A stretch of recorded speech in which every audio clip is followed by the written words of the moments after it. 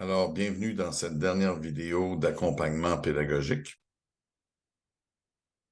Dans cette vidéo, on va se concentrer à travailler, à voir nos élèves un peu comme des citoyens du monde ou des futurs citoyens du monde. Et donc, au menu aujourd'hui, on va parler de l'aspect par rapport au développement ou de l'utilisation d'une approche sur le plurilinguisme qui va être au service du vocabulaire, au service de la grammaire et qui va permettre à nos apprenants de développer un sens ou une appréciation interculturelle. Alors, commençons avec notre question d'enquête. Donc, logiquement, dans l'enseignement et l'apprentissage du français en contexte d'immersion, la pédagogie, on est tous d'accord sur ceci, doit se faire en français.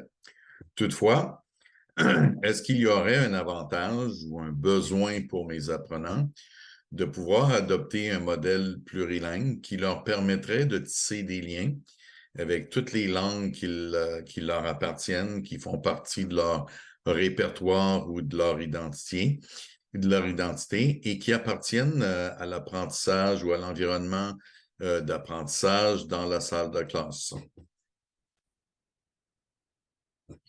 Alors, lorsqu'on regarde nos élèves et le but de ces images un petit peu, c'est de voir comment chaque élève arrive à la salle de classe avec une identité distincte. On peut imaginer que l'élève d'immersion de 2023, l'élève du 21e siècle, a une identité qui est complexe et potentiellement, cet élève arrive avec une connaissance de d'autres langues que le français, l'anglais. On pourrait imaginer tous les gens des Premières Nations qui arrivent avec leur langue autochtone. On peut imaginer tous les quantités importantes de gens qui sont issus de l'immigration qui arrivent avec aussi leur connaissance linguistique, qui veut dire donc que notre élève qui arrive dans nos salles de classe, un peu comme tous ces élèves, ces petits bonhommes multicolores, notre élève, il arrive déjà avec des acquis.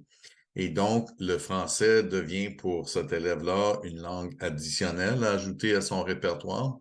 Et selon toutes les recherches, lorsqu'on permet aux élèves de puiser dans toutes leurs ressources, dans toutes leurs connaissances linguistiques, ça fait d'eux de meilleurs apprenants dans la langue française. Le CECR nous parle beaucoup de l'aspect de l'acteur social, de cette personne qui utilise cette nouvelle langue, cette langue additionnelle qu'il apprend, et de devenir un joueur ou une actrice importante dans la société. Donc, c'est un peu dans ce sens-là où toutes les recherches vont démontrer que plus on connaît de langues, plus le cerveau s'agrandit, plus l'élève va développer des codes, une appréciation des autres, une conscience des autres. Et donc, cet élève bilingue, cet élève multilingue ou cet élève qui a une conscience plurilingue, ben, ça fait normalement un apprenant ou un jeune citoyen ou une jeune citoyenne qui va favoriser, si on veut, l'interculturalité et qui va favoriser le respect des autres. Donc, allons-y avec quelques éléments clés ici. Nos salles de classe maintenant, la classe du 21e siècle, c'est normalement de plus en plus un environnement multiculturel. L'acquisition du vocabulaire et de la syntaxe exige normalement un sens de métacognition chez l'apprenant. Et donc, le fait de faire référence ou d'utiliser une approche plurilingue va permettre aux élèves à déterminer si ce que j'apprends, c'est semblable ou c'est différent. Les langues aussi, dans toutes les recherches maintenant, on va nous dire que l'apprentissage des langues, ça ne doit plus s'apprendre en isolation. Les langues se côtoient, les langues s'influencent entre elles. Et donc, l'appréciation des autres cultures va augmenter avec mes compétences plurilingues. Et donc, cet aspect de plurilinguisme, c'est un atout formidable à exploiter de façon importante en classe d'immersion. Je veux tout d'abord vous présenter Angelica Galante à l'Université McGill, qui est une chercheuse importante dans le domaine du plurilinguisme au Canada. En fait, ces recherches vont démontrer que lorsqu'on fait référence, lorsque nous sommes en train d'acquérir la langue, qu'il y a un grand avantage à permettre aux élèves à manipuler la langue et à la comprendre en lien avec sa propre langue maternelle. Donc ici, je vous donne un petit exemple de grammaire en contexte ou le plurilinguisme avec toujours cette idée que je suis à la recherche comme apprenant de déterminer est-ce que c'est semblable, est-ce que c'est différent, est-ce que c'est bien différent par rapport à ma propre réalité de ce que je connais. Donc, un petit exemple tout simple en syntaxe ici pour déterminer, par exemple, l'ordre des adjectifs, comme par exemple les couleurs à déterminer, ben, ça ressemble en quoi? Donc, tout le monde connaît bien qu'on voit une pomme rouge ici, que le rouge va se placer après le nom. En italien, je vais remarquer qu'on va dire une mela rossa, donc c'est comme le français. Donc, j'arrive à faire réfléchir mes apprenants que c'est semblable.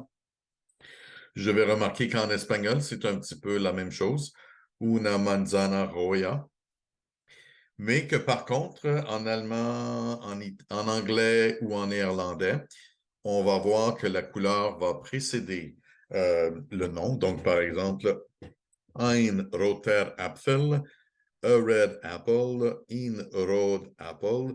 Donc, ce qu'on va voir, c'est qu'il y a des similarités avec certaines langues qui vont se rapprocher de la réalité de l'anglais. Et donc, on apporte un aspect de jeu un petit peu avec ceci.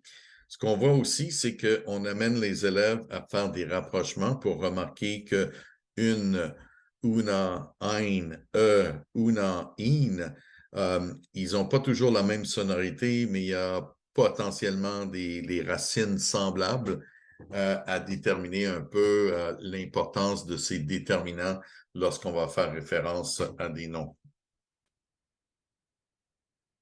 Ce qu'on voit aussi, et le plurilinguiste va beaucoup insister sur ceci dans l'acquisition du vocabulaire, de s'assurer que quelque part, le visuel va faire partie de l'acquisition, donc de pouvoir voir la pomme et a autant d'importance que tous les aspects grammaticaux qu'on va voir.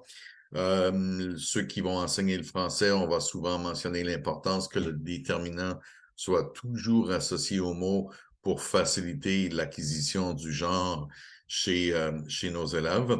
Mais dans cette même logique avec le vocabulaire, on amène les élèves toujours à la même réflexion. Ça ressemble à des mots amis, ça ressemble aucunement à des mots amis.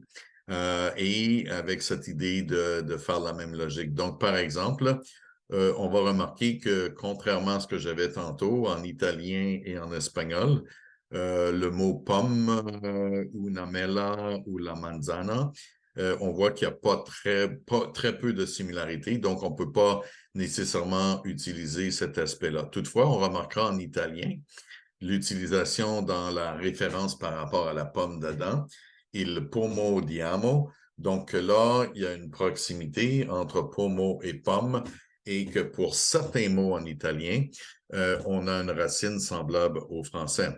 Ce qu'on va remarquer, par exemple, de façon très évidente, que l'allemand, l'anglais et le néerlandais vont avoir une sonorité très semblable avec ein ou einen Apfel, an apple, in apple, donc même dans l'épellation des mots. Et donc, c'est toujours d'amener cet aspect de jeu, encore une fois, avec l'acquisition du vocabulaire et le plurilinguisme, encore une fois, va être au service des apprenants. Vous allez remarquer aussi que cette logique-là, c'est une logique de l'échelle du CECR en disant que peu importe où on se situe dans l'échelle, cette idée que le plurilinguisme soit au service des apprenants, c'est pas seulement pour les débutants, mais c'est pour les apprenants tout au long de leur parcours. Faisons maintenant un petit récapitulatif sur ce que nous venons d'apprendre dans cette courte vidéo.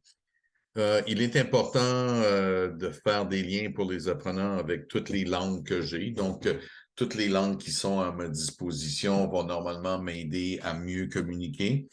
Le plurilinguisme, c'est un atout en classe.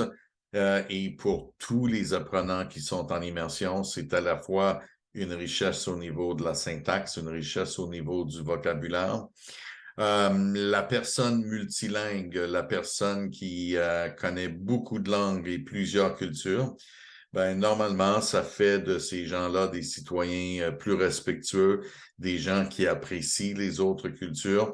Et donc, ça devient dans la communauté des citoyens importants, des citoyens qui vont assumer un leadership et des citoyens qui vont encourager l'entraide entre les peuples. Et comme à l'habitude, on vous encourage bien sûr à aller explorer les ressources fascinantes, extraordinaires. Le Canada fait partie des endroits où le plurilinguisme est maintenant à l'heure du jour et fait partie des recherches importantes.